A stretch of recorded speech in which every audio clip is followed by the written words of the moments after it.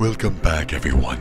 So, I know it's been a while since I've gone over this subject with you guys, but obviously I've not forgotten. I have not forgotten you. Okay, so what we're trying to do today, I'm logging in on a very interesting system. This system, it is very old. I wanted to see if it's possible to run Windows 10 meaningfully on such an old system. If we properly optimize the system, can we run Windows 10 on the system in a useful way? So you can see here it booted up okay. It didn't take too long. It seems to be somewhat responsive. Okay, so excuse me. So you basically have, this is a hard drive, 250 gig drive. Let's look at the system properties to understand what is this system. Okay, so to do so, go here and type system. It's a little slow in the responsiveness. And here's the system. Okay, this is it's one of my favorite machines. I've loved this machine for a long time, and it has been very reliable. And of course it would be, because it's a tough book. This is a Panasonic tough book. It's a CF19C. This is the first CF19 released. It's a Intel Core Duo U2400, 1 gigahertz. It's a very old machine. Has served well for decades now. This is 2018, so yes, this machine has been in service for so long. It only has 1 gig of RAM. Okay, 1 gig of RAM, that's all it has. It has a page file, and there's 2.6 gig of page file being used.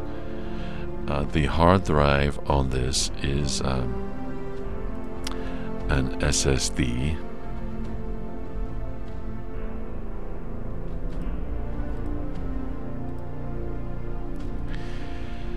So it's a 250 gig solid state drive. It's been upgraded. But I just wanted to show you that yes, this machine can perform with Windows 10 installed. And to demonstrate this, so we've installed NovaBench on this old machine, just to show you the kind of performance you can expect. Now, this is an older version of NovaBench, NovaBench 3. It's because this is not a 64-bit machine, it's a 32-bit machine. So what we want to do is run the tests without the GPU, because this doesn't have a powerful GPU. It's just an old Intel chipset. So tell it okay, and we'll run these tests.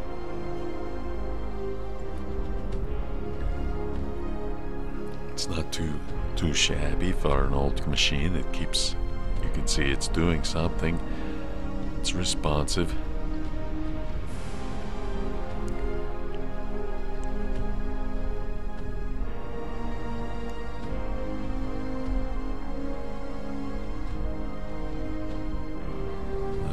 Little sluggish with the RAM test. Not real sure why.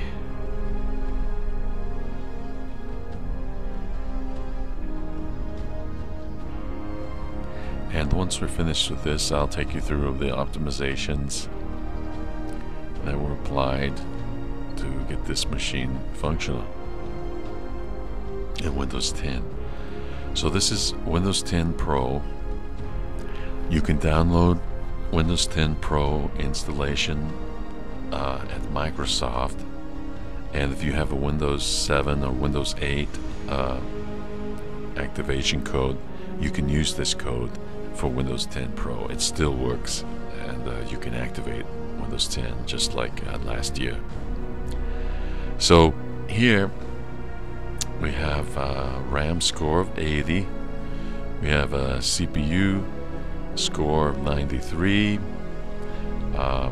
We have the hard drive score of 15. So these are pretty small numbers. If you look at the other video we ran not too long ago, let me see if I can find the numbers for you.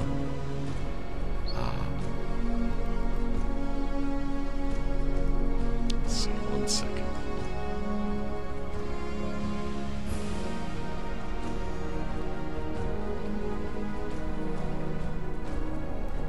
Almost there.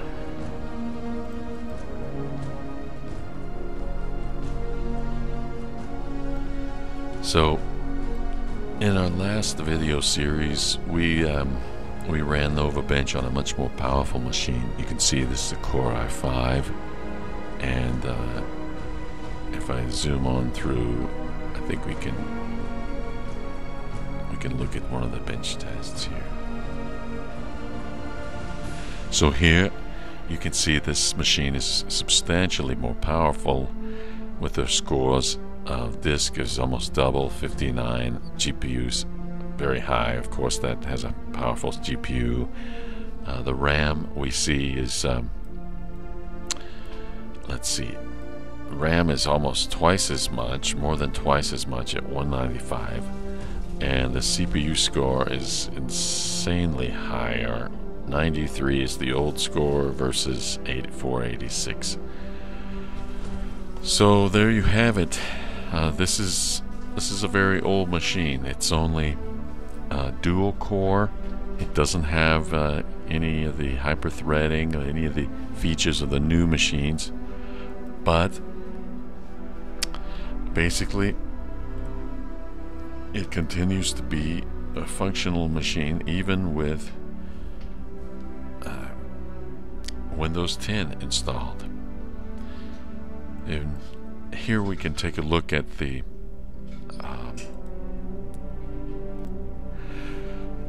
so let's take a look at how this system behaves. This is rather unique. There's not that many people out there who've even tried this, and I do know of one video where this was done with a Toughbook, a CF19 Toughbook. I'm sorry, CF18 Toughbook, and there wasn't much details about it, but it was running. So here I want to just show you. Let's look at our details in our task manager. Let's set our columns the way we need them. As you can see, I haven't done anything with this machine yet. I've just, other than optimizing, typically optimizing.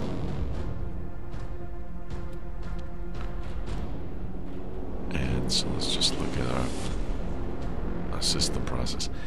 So as you can see, I just want you to understand this machine has a very low speed, very low. It's 1 gigahertz processor.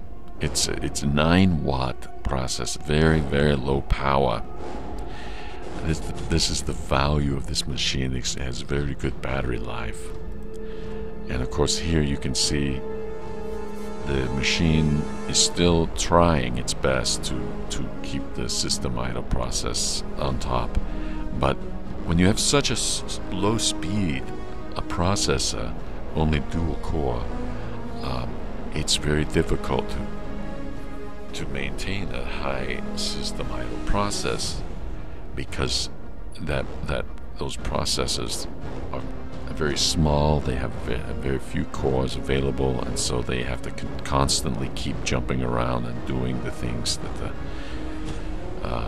keeps the system running. So it is still doing pretty good, keeping this up at a high level.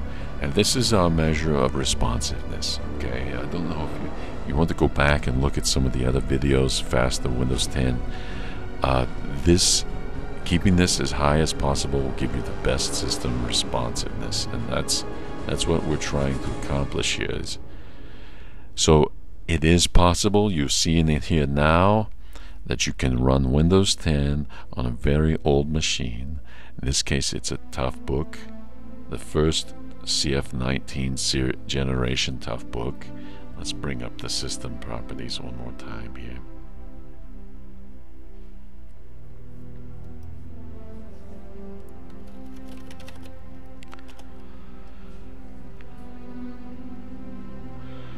This is Windows 10 Pro,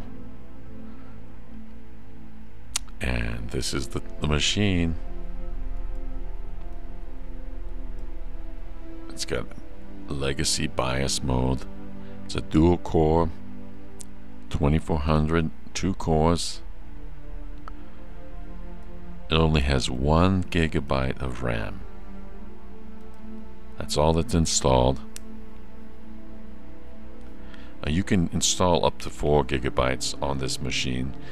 I may do that one day, but for right now this is giving a very good battery life, so I don't want to give up my battery life for a memory that I'm not going to use. And you can see Windows 10 does use quite a bit of memory. There's only 132 megabytes available out of 1 GB, but it is running.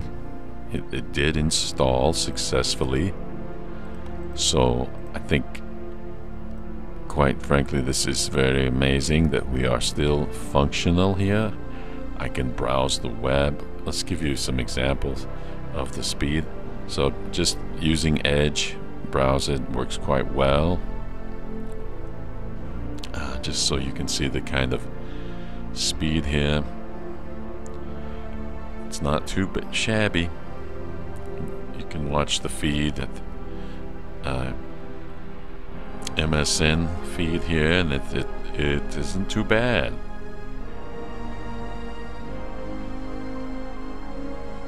The forecast. So for general purpose computing, like checking email, etc., this machine's still very functional. Doing your banking, the kind of things that people want to do in daily life, this achieves that. So again, thank you very much for watching, and please subscribe for the future updates. Talk to you soon.